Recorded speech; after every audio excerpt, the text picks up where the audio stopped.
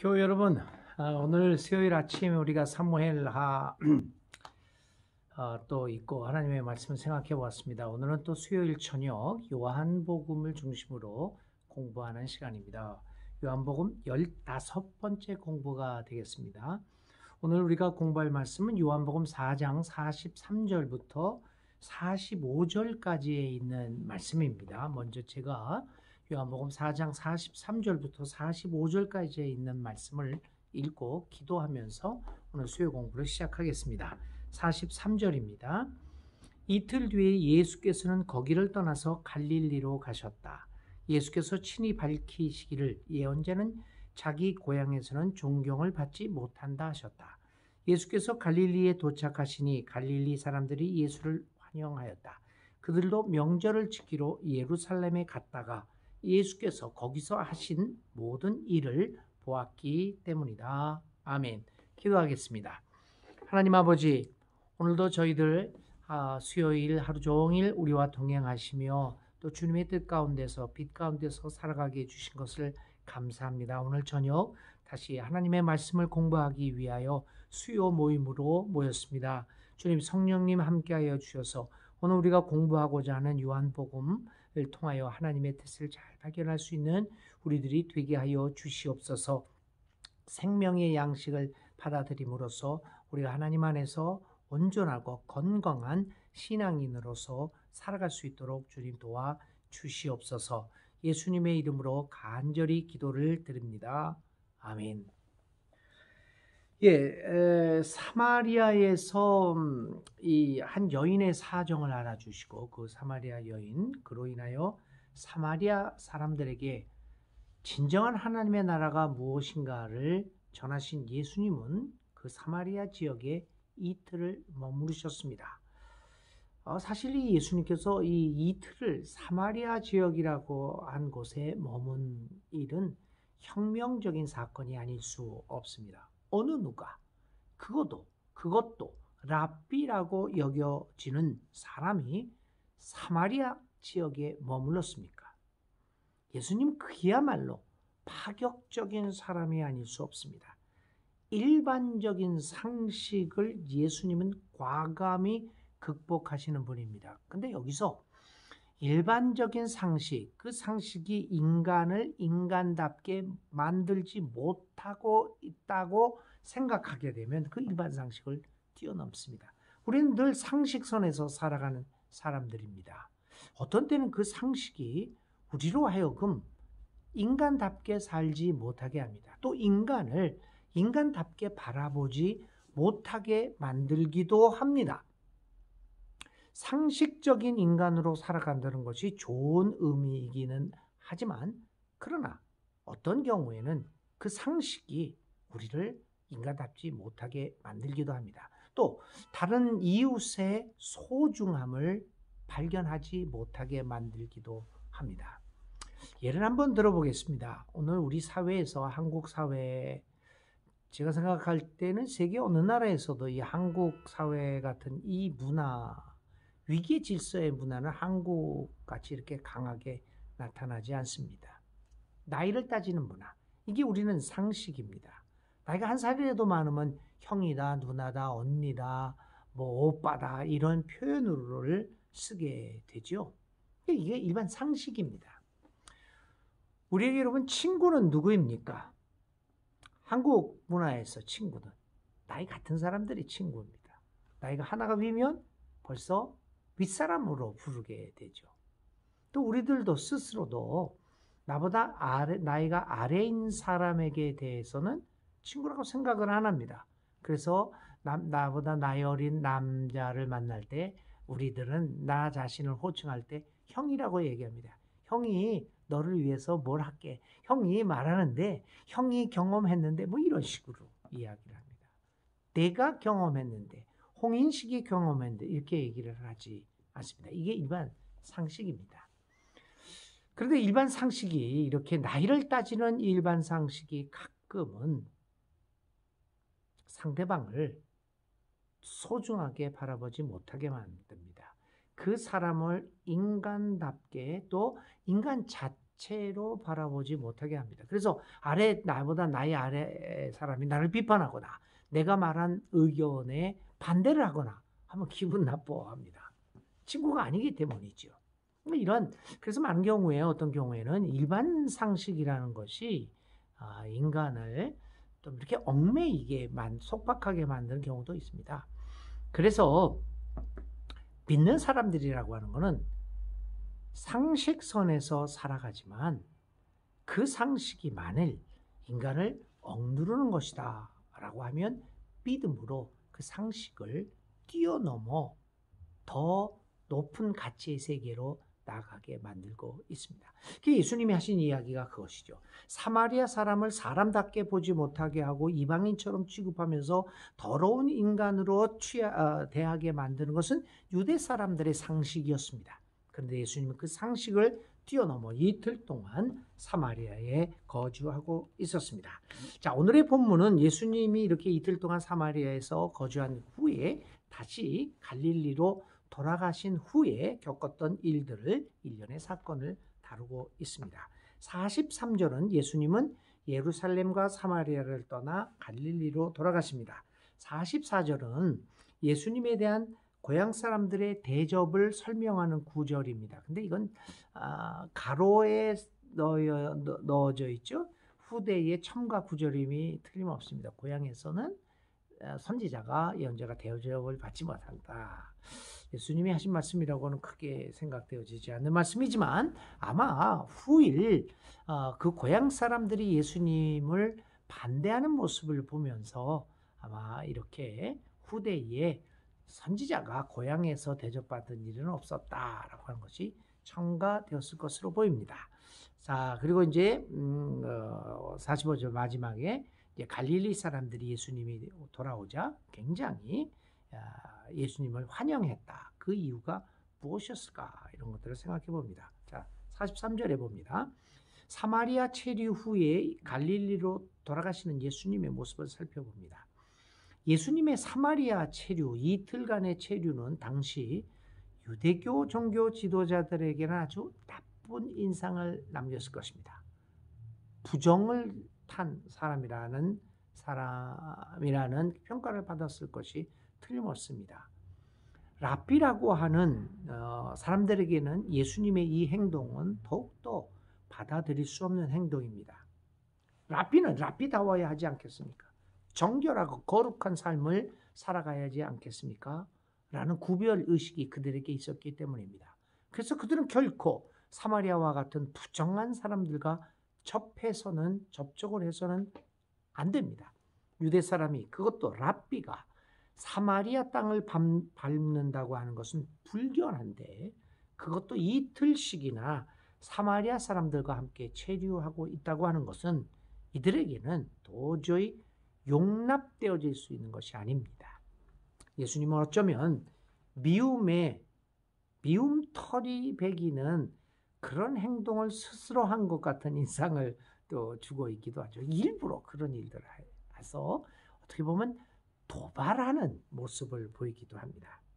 그러나 예수님에게서는 이 사람들의 어떤 칭찬이나 혹은 비판과 인기를 구하지 않습니다. 그러기에 그분은 하나님의 뜻을 과감하게 실천할 수 있습니다. 여러분, 누가 랍비 중에서 과연 사마리아에 체류할 용기를 가질 수 있겠습니까? 사람의 인기와 사람의 평가와 자기 자리에 연연하지 않는 사람만이 가질 수 있는 용기입니다. 예수님은 이 용기를 가지고 사마리아에 체류합니다. 그리고 사마리아의 유대 사람들이 불결하게 하다고 여기는 이 사마리아 사람들도 하나님의 사람이라고 하는 것을 보여주고 있습니다. 그리고 사마리아 사람과 유대 사람이었던 예수님 자체가 사마리아 땅에 체류함으로써 유대와 사마리아의 화해를 이루어 내려고 하는 행동을 합니다. 이 같은 예수님의 사마리아 체류는 복음의 화해적 성격을 그대로 드러냅니다. 복음은 화해가 아닙니까? 서로 갈라져 있는 인간 세계를 하나님의 사랑으로 하나가 되게 묻는 작업이 복음입니다. 그런데 오늘 한국 교회나 많은 예수를 잘 믿는다고 평생 믿어왔다고 하는 사람들이 드러내는 행동들은 이 화해가 아니라 오히려 분열입니다. 이북 사람들을 철저히 미워합니다. 뭐 조금 다른 종교의 사람들도 철저히 미워합니다. 심지어는 남의 그 불당에 가가지고는 그 부처의 얼굴에 빨간 페인트를 칠하고 목을 자르고 넘어뜨리고 화재를 일으키고 이렇게 분열과 극도의 증오감을 나타내고 있습니다. 이게 과연 여러분 복음을 믿는 사람들의 예수의 제자들이 할 일입니까? 예수님은 사마리아 여인, 오늘 우리들이 생각하는 뭐 타종 이웃 종교의 사람들처럼 그렇게 생각하는 것을 넘어서 부정한 사람이라고 아예 접촉을 하지 않으려고 했던 그 사마리아 사람들의 지역에 가서 머뭅니다. 인간 세계를 하나님의 사랑으로 하나 되게 만드는 것, 분열된 세계를 갈갈이 찢어진 이 세계를 하나님의 사랑 안에서 하나로 묶어보려고 하는 것이 복음을 가진 사람들의 기본적인 삶의 태도입니다. 결국 예수님의 화해의 행동은 우리로 하여금 너희들도 화해하는 데에 앞장서라 라고 하는 것을 요구하고 있습니다. 그런데 오늘의 기독교는 어떤 화해의 행동을 하고 있습니까? 우리의 아집과 편견으로 똘똘 뭉쳐있는 것은 아닙니까? 오늘 사마리아 땅에 체류하려는 용단을 내리는 교회가 되어야 하지 않겠습니까? 이웃 종교들과 손을 내밀고 함께 살아가고 서로 생각을 나누고, 예를 들면 한반도의 통일이라고 하는 그 민족의 가장 위대한, 그 가장 거대한 과제 앞에서, 주제 앞에서 이웃 종교들과 힘을 합해서 살아가는 것, 이런 화해의 모습들을 우리들이 보일 수는 없을까요? 조금 우리와 다른 성향들을 가지고 있는 사람들과 함께 다양성을 인정하면서 그것에서 화해의 모습을 끌어내는데 기독교가 앞장설 수는 없을까요? 지금의 형편으로서는 기독교가 어떤 모임에 들어가잖아요. 그럼 분열됩니다. 여러 다양한 이 사회단체에서 여러 다양한 사람들이 모여 살고 있습니다. 종교도 다르고 취미도 다르고 취향도 다르고 또 성적 지향도 다른, 또 경제적인 문제, 정치적인 문제, 이견들이 다 다양한 사회에 이 구성원들이 살고 있습니다. 그 구성원들이 이루고 있는 사회단체에 기독교가 들어가면 내 것만 주장하면서 싸움이 많이 일어납니다. 이런 모습들을 예수님이 사마리아에 이틀 체류한 것을 보시면서 한번 우리의 모습들을 곰곰이 좀 살펴보아야겠습니다. 갈릴리 땅, 이제 예수님은 갈릴리 땅으로 돌아가십니다. 예수님은 늘 갈릴리로 돌아가십니다. 갈릴리는 그분의 영원한 고향이고 그의 사역지입니다. 갈릴리가 당시 시대에 의미하고 있는 사회 정치적인 의미를, 그리고 경제적인 의미를 우리는 살펴보아야 합니다. 갈릴리는 소외되고 권력의 중심에서 늘 떨어져 나가 있는 주변부의 사람입니다. 주변부였습니다. 그래서 우리는 주변부가 아니라 중심부에 늘 위치하기를 원합니다. 우리에게 주변부의 사람들은 더럽고 구차한 사람들로 인식되고 있습니다. 어느 누가 주변부의 사람들과 어울리려고 하겠습니까?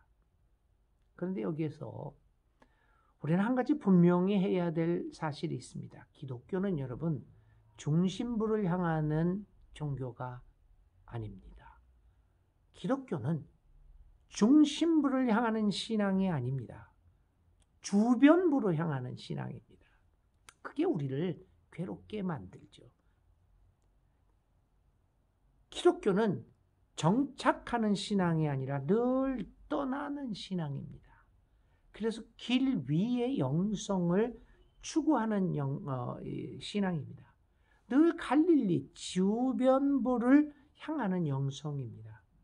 중심부를 향하는 영성은 기독교의 영성이 아니라 발의 영성입니다.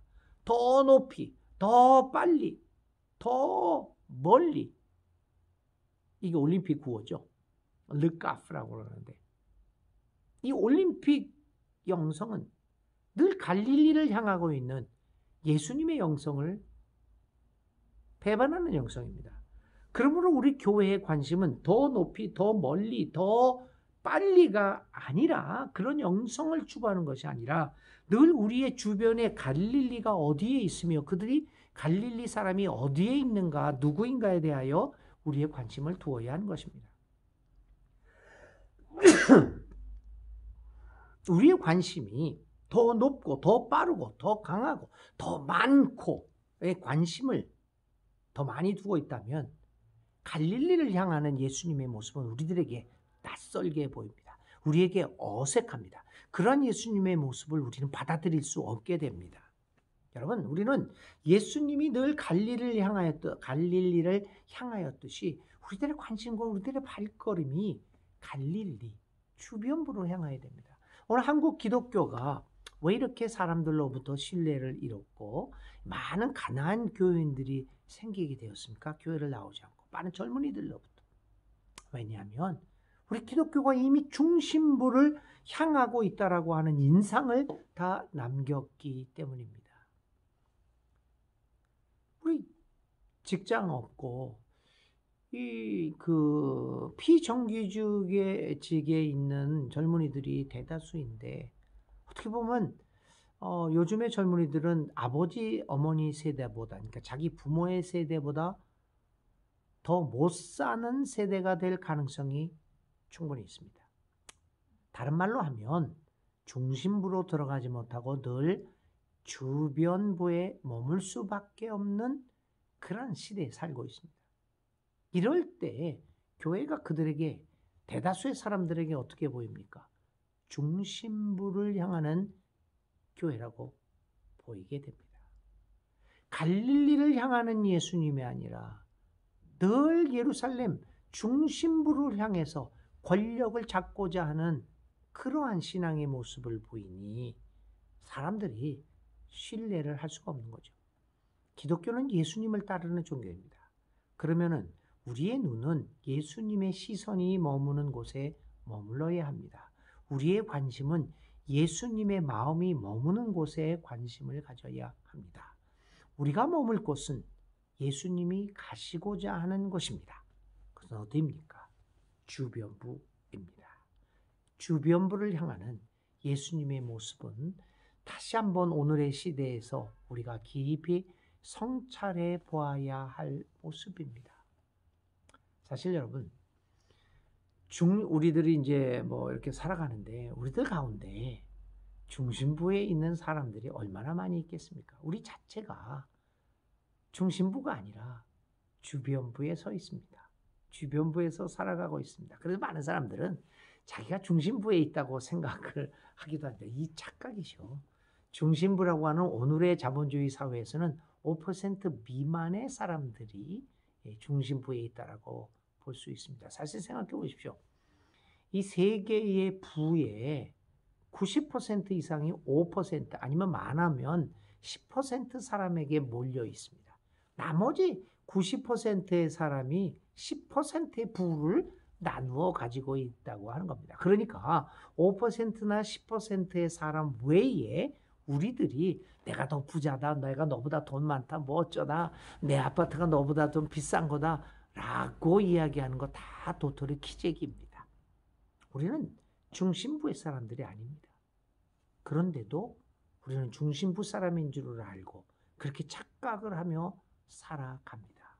그리고 중심부 사람들의 생각에 따라서 이러한저러한 행동을 취하고 선택을 하기도 합니다. 그렇지 않습니다. 그래서 예수님은 중심부를 향하는 것이 아니라 늘 갈릴리를 추구하십니다. 우리 교회가 앞으로 중심부를 향하는 그런 모습이 아니라 주변부 사람들에게 관심을 갖고 주변부로 향하는 모습을 보이게 될 때 사람들은 교회를 향한 신뢰를 회복하고 교회를 중요시 여기고 될 것입니다. 자, 44절에서 예수님은 고향에서 배척받는 선지자에 대하여 말씀하고 계십니다. 여러분, 왜 고향에서 선지자들이 배척을 받을까요? 그들의 눈에는 선지자가 선지자로 보이지 않는 걸까요? 무엇이 그들의 눈을 가리고 만들 것일까요? 마가복음에는 이들이 예수님을 배척하게 된 동기에 대하여 자세히 설명하고 있지 않습니다. 왜 고향 사람들은 일반적으로 선지자들을 받아들이지 못하고 있을까요? 그것은 그들이 그의 고향 사람이기 때문입니다. 첫 번째는 고향 사람들이 그를 인정하지 못하는 이유 중에 하나는 뭐냐면 내가 그를 너무나도 잘 알고 있다라고 하는 생각입니다. 알고 있다라고 하는 생각. 그것이 바로 우리로 하여금 볼 것을 보지 못하게 하고 알 것을 제대로 알지 못하게 만듭니다. 근본주의적이고 보수적인 신학의 문제가 여기에 있습니다. 문자주의적인 신학의 문제가 여기에 있습니다.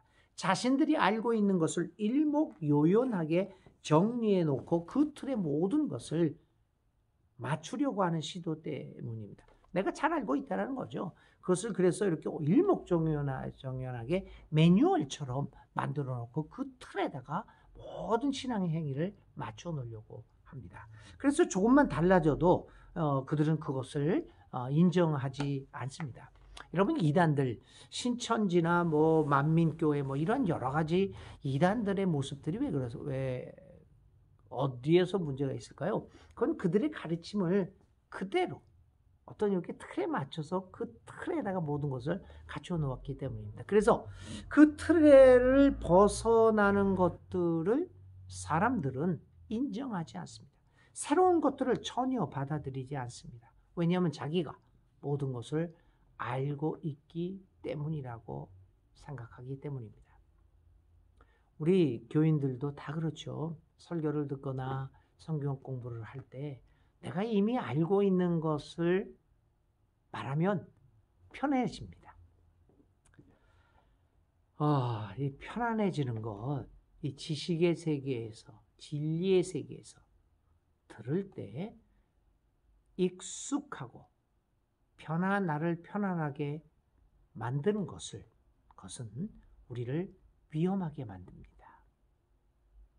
여러분, 지식이나 신앙은 우리에게 도전의 세계를 열어주어야 합니다. 그래서 우리가 말을 들을 때 성경 공부를 하거나 설교를 듣거나 어떤 진리에 대해서 이야기를 들을 때요. 내가 알지 못했던 것들이 있고 나를 불편하게 만들고 나를 불안하게 만드는 것일 때 한번 귀를 기울여 볼 필요가 있습니다. 어쩌면 뭐 모든 것이 다 그렇다는 것은 아닙니다. 그런데 많은 경우에 우리로 하여금 고개를 갸우뚱하게 만들고 정말 그것이 맞는 말인가? 라고 하는 질문을 생기게 만드는 것은 아마도 우리로 하여금 새로운 진리의 세계를 열어갈 가능성이 많습니다. 그런데 저나 여러분, 우리들은 늘 익숙한 것을 좋아하죠. 잘 알고 있다고 생각하기 때문입니다. 그래서 우리에게 발전이 없습니다. 많은 고향 사람들이 선지자 자기의 고향 친구였던 선지자들을 인정하지 못하는 이유가 바로 그런 것이죠. 잘 알고 있다. 오늘 신앙의 세계에서 사랑하는 여러분, 신앙의 세계에서 그 익숙해 있는 지식, 익숙해 있는 행동을 어떻게 깨트릴까? 한번 곰곰이 생각해 볼 수 있기를 바랍니다. 정말 익숙한 것들만 맨날 들으면 발전이 없습니다. 여러분, 우리가 유치원 때 배웠던 이야기를 익숙하다고 해서 초등학교 때, 중학교 때, 고등학교 때 다 똑같은 것을 들으면 쉽고 편할 줄은 모르지만 우리는 결코 성장하지 못합니다. 저는 수학을 처음 중학교 들어가서 요즘은 초등학교에서 다 배우지만 이제 이 대수, 기하 이런 과목들을 배우게 될 때 초등학교 때 배웠었겠죠. 삼각형 내각의 합은 180도다라고 배웠습니다. 근데 나중에 좀 더 이 수준 높은 수학을 배우니까 이런 얘기가 있더라고요. 삼각형 내각의 합은 180보다 작을 수도 있다. 180보다 클 수도 있다. 다른 세계로 가면 그렇게 됩니다. 다양합니다. 그런 것을 볼 때 분명히 나는 삼각형 내각의 합은 180도라고 배웠는데 갑자기 180보다 적을 수도 있고 클 수도 있다 라는 이야기일 때 충격이죠.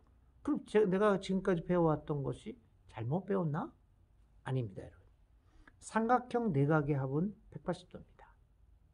틀림없습니다. 그러나 그것만이 절대적 진리는 아니라는 것을 우리가 보아야 합니다.